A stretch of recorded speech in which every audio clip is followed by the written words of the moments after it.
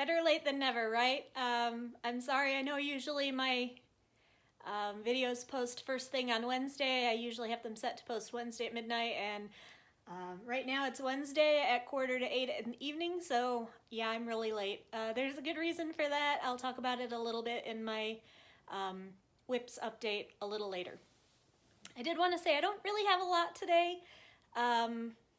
I debated not doing a video at all because just another WIP update after I just did one last week seems kind of repetitive, but I want to get into the habit of doing them. So I'm going to go ahead and do it even though I don't have a lot to talk about, so that when I do have things to talk about, I don't procrastinate till the last minute like I did today and not have something done when it's supposed to be done. So learning experience. We're already learning. How great.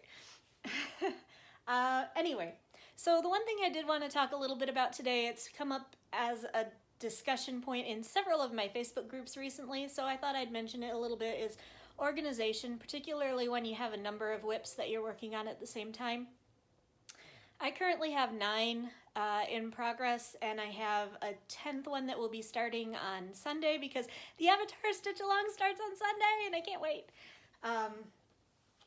So yeah, how do I keep track of all of these things that I've got going on?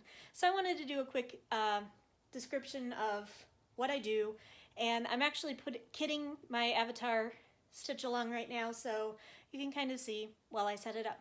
First off, there are all my WIPs.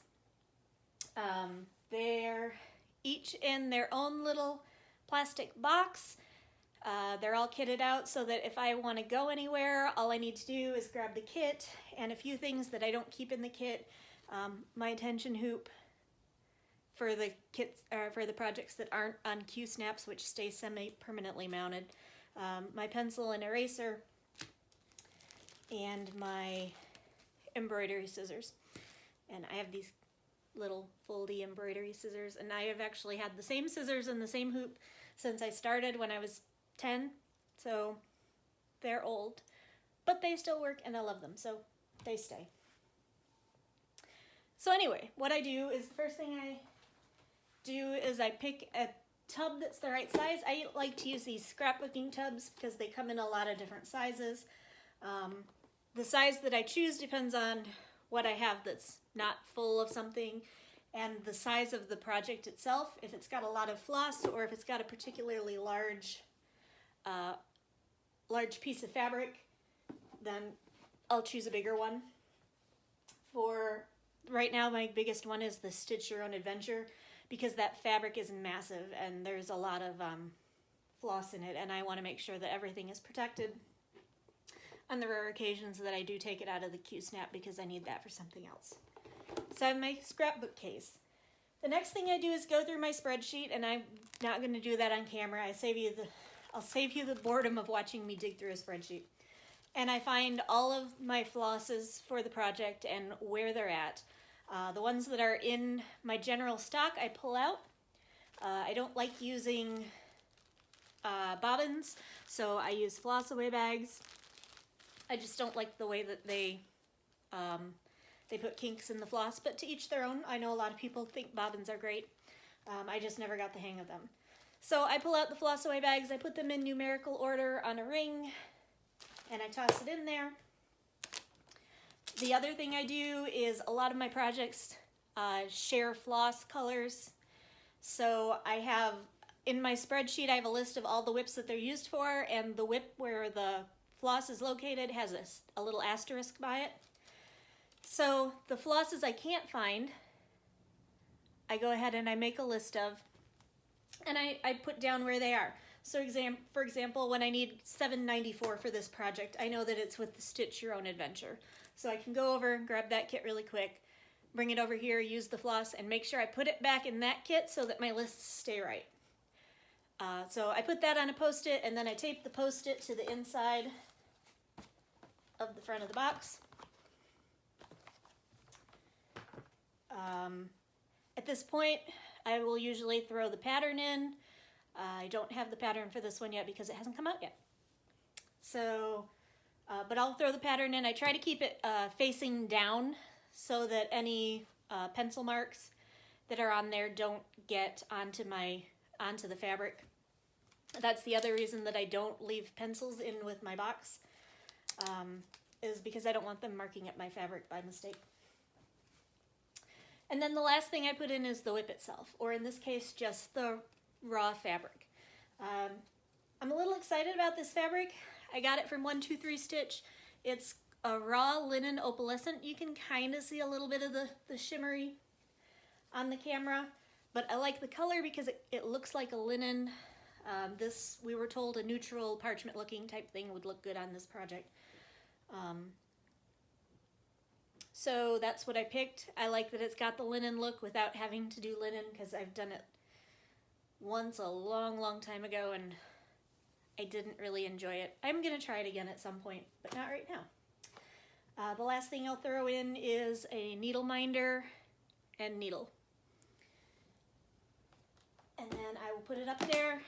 The nice thing about the clear boxes is I can usually see through them enough to know what they are just from the colors I can see, or the whip is usually on the top and I can see it through the top. So there's my kit for Avatar ready to go. So I got some cool new toys this week.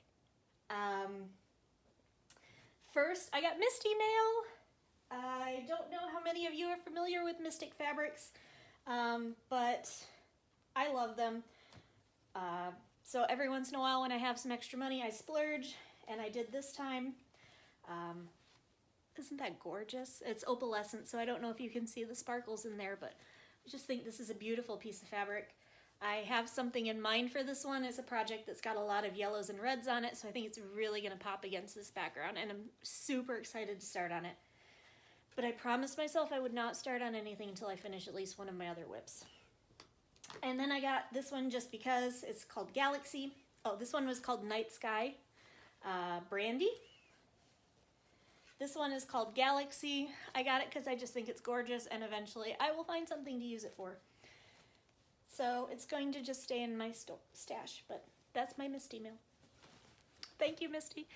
Link to Misty's shop will be in the, Mystic Fabrics is the name of the shop. It will be in the show description. The other things I got this week were more needle minders. I was waiting for these last week and they got a little delayed because just life happens.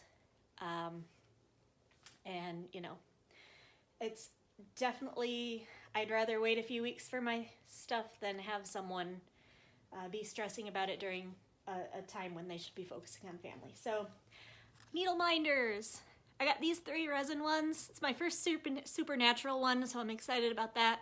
That unicorn's just adorable. And then, of course, I've got Stitch, Stitch, Stitch. And then I got these 3. Me, sarcastic? Never. All my friends laughed when they saw that one. I need some space. Okay, I think we're back now. Apparently the needle minders and the camera needed a little bit more space than I was giving it, so sorry about that. Anyway, needle minders continued. I need some space, and true crime all the time. This little one at the top is just a bonus that Kim likes to throw in with her needle minders. Those are all from Needle Attractions. Hi, Lexi. I'm busy right now, okay? Come back later. Because I'm almost done. Yeah, all I have left to talk about this week are the whips that I've been working on. The first one I've been working on is one of my oldest. It frustrates me to no end, but it's really cool looking, and I'll be excited when it's done, and I know the person I'm making it for will also be excited when it's done. Go away. And that is, it's called the Bad Words Tree. I don't know if you can see it too much, but it's got some very juvenile humor. It's got some body part words in it, and they're hidden in a Christmas tree. If you knew the friend that I'm giving it to, you'd know it's perfectly her.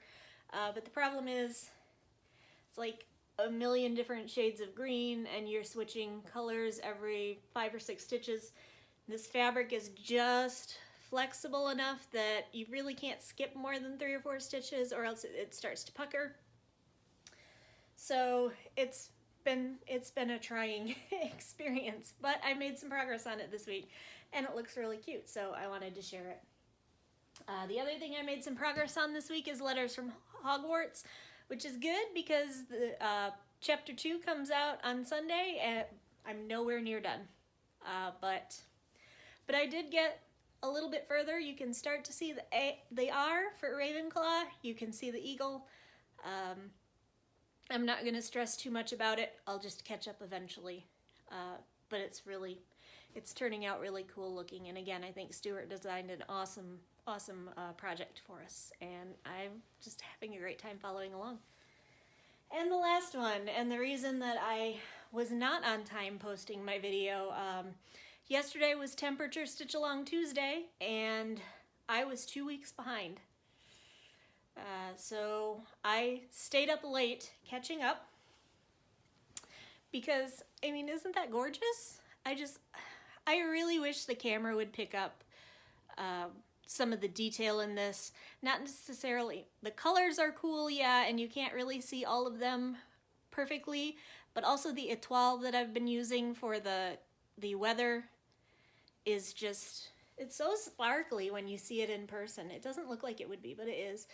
This is through February 24th, and you can see we are still bouncing all over the place. We've been as high as 64 over here in this corner. We've been as low as 2 degrees over here in this corner. We've now had more than 2 sunny days in February. We've had, I think, 4 or 5. 5. We've had 5. That's where all the yellow is. But you can definitely see the variation that we get with winter in the Midwest. So it's gorgeous. I love how it's coming along. It's one of my favorites to work on. It's one of my favorites to post and talk about.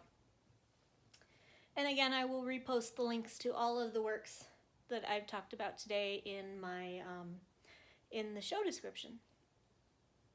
So like I said, that's all I have for you today. Hopefully soon I'll be able to get that sewing project up and going and get some more projects started that we can talk about. Anyway, if you are interested in what I'm doing, if you like having these videos, please like, comment, subscribe. Seriously, for someone who's just starting out like me, that's like oxygen. It lets me know that someone actually is out there paying attention and I'm not just talking to myself. Although I don't mind talking to myself either, so I guess that's not a big deal. Oh, media update. I finished The Miracle of Dunkirk. Again, it was kind of underwhelming. I think just because it was an audiobook format, I found it hard to focus on. But I did learn a lot of things I did not know about the evacuation at Dunkirk, so that was interesting. I'm currently working on The Butchering Art, which is subtitled Joseph Lister's Quest to Transform Victorian Medicine, I think is how it goes. Anyway, it's a pretty graphic description of medicine in Victorian times before Lister took over and realized that things actually needed to be clean to keep people from dying. So it's kind of fascinating, but it's pretty gory in some spots. So if you've got a sensitive stomach, I wouldn't recommend that. I watched The Pharmacist on Netflix.